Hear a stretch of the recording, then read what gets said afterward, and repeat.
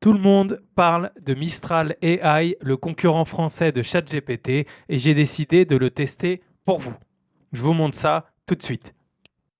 Alors, quand on arrive sur Mistral AI, on s'aperçoit que c'est exactement comme ChatGPT. Vous avez vos recherches qui s'affichent sur le côté, vous pouvez les supprimer, vous pouvez les partager, vous pouvez modifier le titre de ces recherches-là.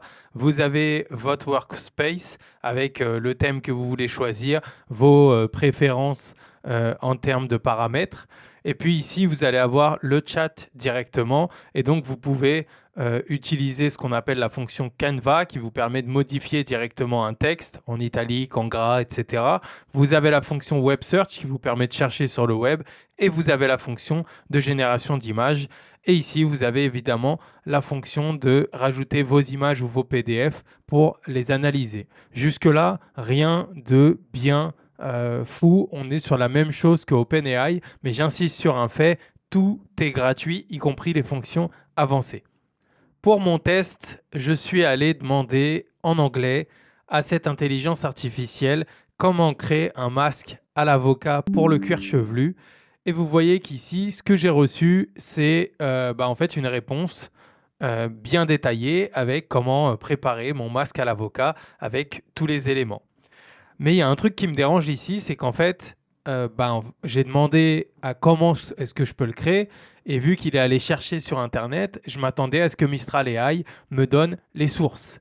Et en fait, ici, vous voyez qu'il n'y a aucune source qui est citée, donc je ne sais pas si ça vient de YouTube, je ne sais pas si ça vient de Reddit, je ne sais pas si ça vient des articles qu'il a pu trouver sur le web. Donc pour moi, c'est un problème parce que comparé aux autres intelligence artificielle, notamment ChatGPT, mais je pense surtout à Perplexity, en fait ici, pour la recherche web, je trouve que c'est pas assez efficace.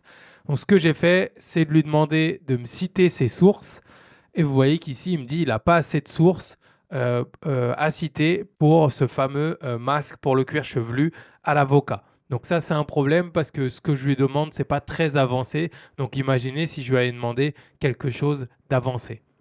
Le deuxième truc que j'ai demandé à cette intelligence artificielle, c'est de me créer des images. Et là, pour le coup, j'ai pas été déçu. Et c'est peut-être pour ça que j'utiliserai cette intelligence artificielle.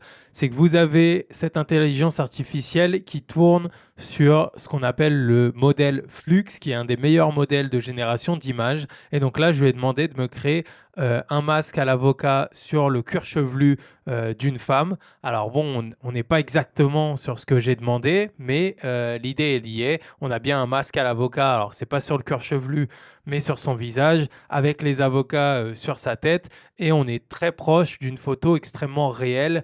Ça pourrait passer pour une photo réelle si on n'y prête pas attention. Donc sur ça, vous avez de la génération d'images avec l'un des meilleurs modèles de génération d'images. Donc Mistral AI pourrait être une belle solution pour ça. Enfin, je termine avec ma dernière requête. Je vais demander ici d'agir comme un spécialiste SEO et de me créer une structure pour mon article de blog sur les masques pour les cheveux. Et vous voyez qu'ici, il a très bien fait son job. Donc, il m'a créé la différente structure.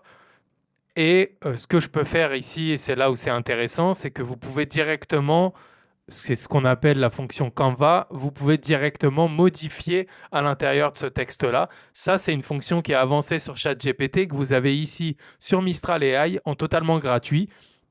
Donc, ça peut être intéressant d'utiliser cet outil-là en complément de ChatGPT si vous voulez modifier directement du texte. Donc là, par exemple, j'aurais très bien pu prendre ça et lui demander mettre en italique.